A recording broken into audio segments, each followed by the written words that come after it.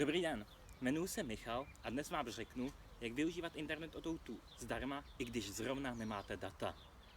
Asi to známe každej. Přijde nám SMS, kde text začíná slovy Dobrý den. Už jste vyčerpali svůj objem dat a nejste připojení k internetu. To fakt? Zase ani O2 do prdele, kurva. Zase nemám data. Potom, co se uklidníte, tak si řeknete, a co teď?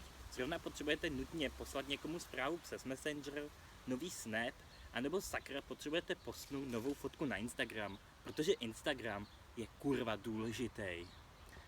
Ale nechcete platit další data, protože je to prostě drahý. Víme to.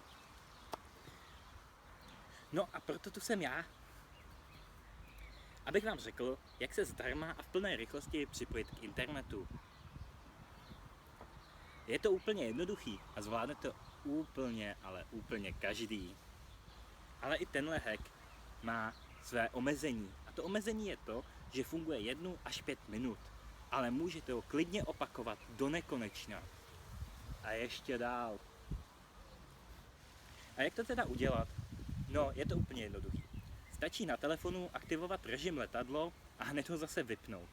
A než servery O2 zjistí, že nemáte data, tak si veselé surfujete na svém internetu. Postujete příspěvky, posíláte fotky, videa, cokoliv. Ještě jedna věc na závěr. Vlastně 2.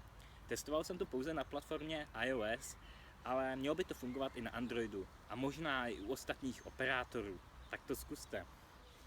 A ta druhá je, že jsem psal do O2, že vím o chybě lidí, který se uživatelé můžou připojit k internetu, i když nemají data. A ptal jsem se, jestli mají nějaký odměňovací systém. No, řekli mi, že nemají a ať jim napíšu, o jakou chybu se jedná. Nenapsal jsem jim to. A to je vše. Děkuji vám za slednutí, budu rád za sdílení. Mějte se, čau.